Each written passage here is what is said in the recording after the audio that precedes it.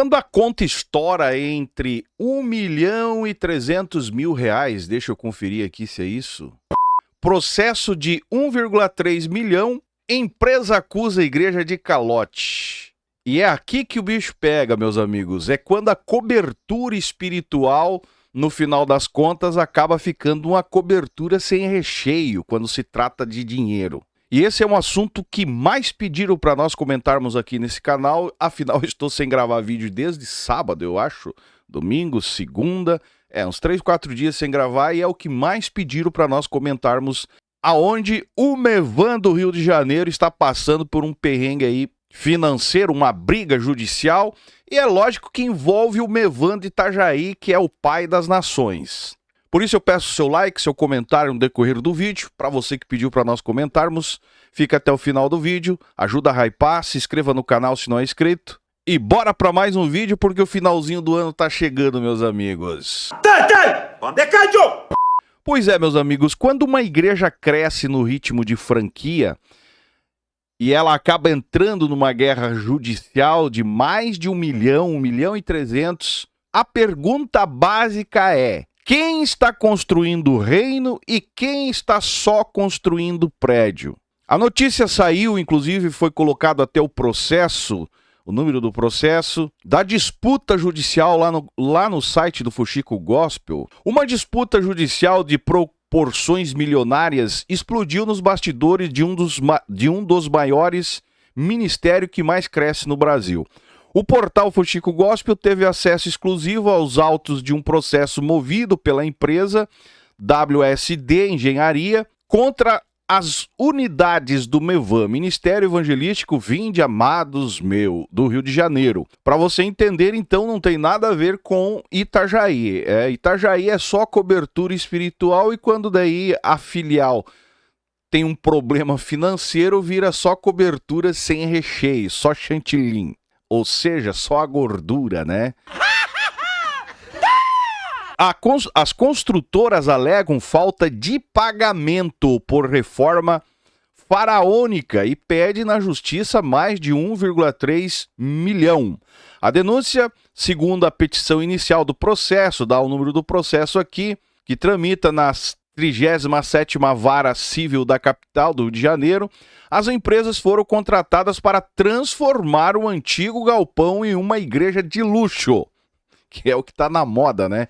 No bairro do Recreio, o engenheiro responsável, Júlio César Ribeiro, alega que realizou a obra sob forte pressão de prazos, né? A pressão foi: precisamos inaugurar, precisamos fazer os cultos, precisamos, né, do povo se abrigando. Investimos recursos próprios com a promessa de ressarcimento parcelado, o que, segundo ele, não foi cumprido integralmente. Meu Deus, cara.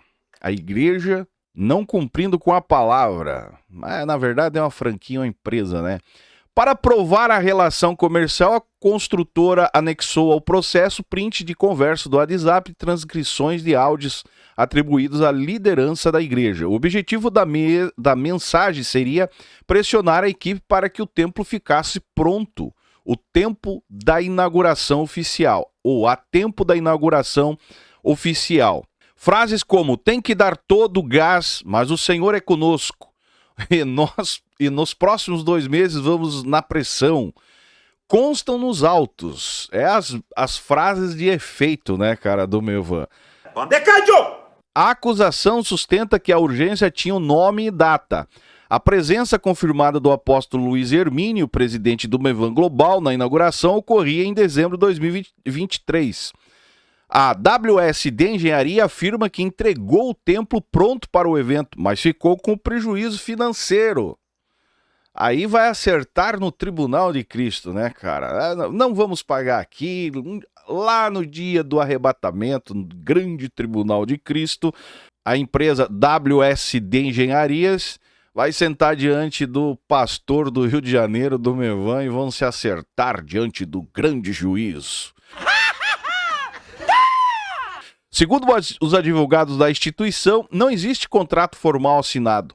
Não há notas fiscais que comprovem o montante cobrado e nem memória descritiva do ofício. A defesa alega que o engenheiro atuou em muitos momentos como membro voluntário, meu Deus, aí é que pegaram o cara, ó, da comunidade, e que o teto aprovado para a reforma era de 700 mil, valor muito inferior ao pleiteado agora.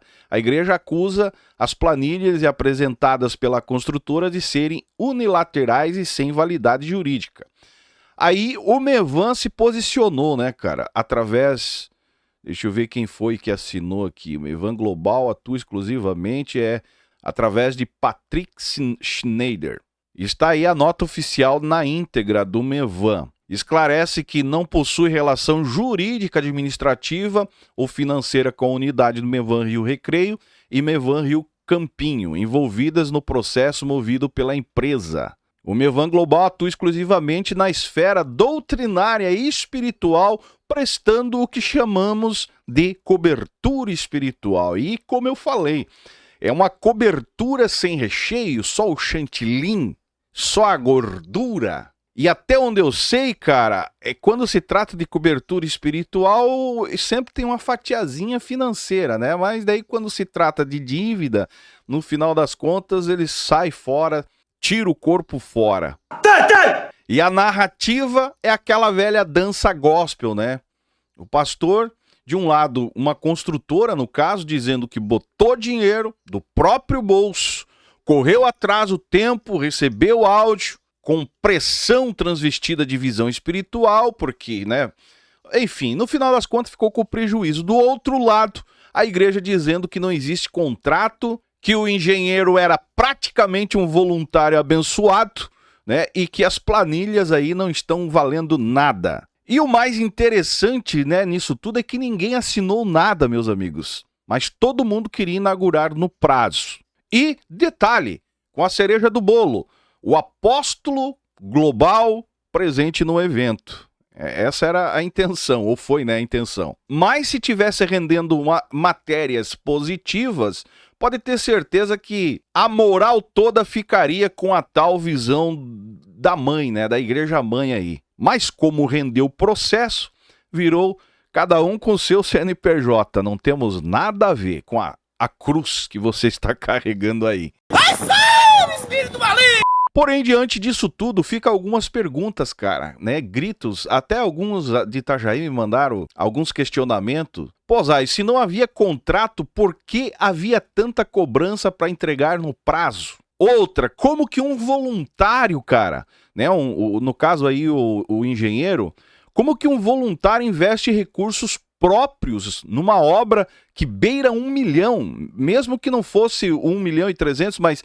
os 700 mil que foi o trato. E aí o negócio extrapola para 1.300.000, só no gogó, só, né? Entre eles, na fala, com a presença do Espírito Santo como testemunha. E o que me chama a atenção é que os louvores são integrados, livros, materiais, é tudo a mesma coisa. Chama o apóstolo de pai, no caso seria um filho aqui, né, do apóstolo. Agora, quando se trata de dívida, aí é isolamento, não temos nada que ver. O nosso negócio é espiritual. E eu encerro o vídeo dizendo uma coisa para vocês, cara, um questionamento, na verdade.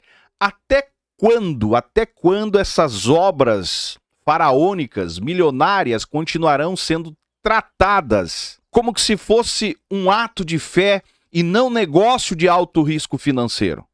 Tem como responder para mim aí nos comentários, você que gosta de defender, né? Porque para mim, cara, esse processo, ele não expõe só uma disputa, mas sim expõe um modelo, um sistema onde espiritualiza-se a urgência, mas seculariza-se a responsabilidade. Profetizam comprometimento, profetizam compromisso, mas esquece de assinar um contrato de uma obra de mais de R$1 milhão. Eu não sei quem é pior aqui, se é a instituição ou essa empresa, no final das contas, ingênua, né? Ah, mas somos voluntários, queremos ver a nossa igreja bonita, então eu vou, né, me desdobrar aqui, vou tirar do meu bolso para investir, depois a igreja ressarce. No final das contas, está aí no prejuízo.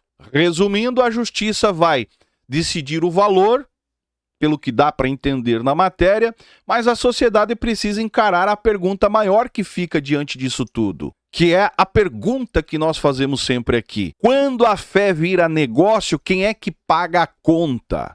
Responda para mim aí nos comentários. E encerro por aqui. Agradeço a vocês que pediram para nós comentarmos sobre esse assunto. É isso que eu acho. É mais um caso que fica claro que o jogo de interesse, quando se trata de pai espiritual, né, enfim, funciona tudo na pressão das frases de efeito, mas quando o pai espiritual precisa mostrar sua paternidade, falando-se de dívida, aí não é mais pai, é simplesmente justiça e nós não temos nada que ver. O Mevan tá bem claro na nota deles aqui, ó.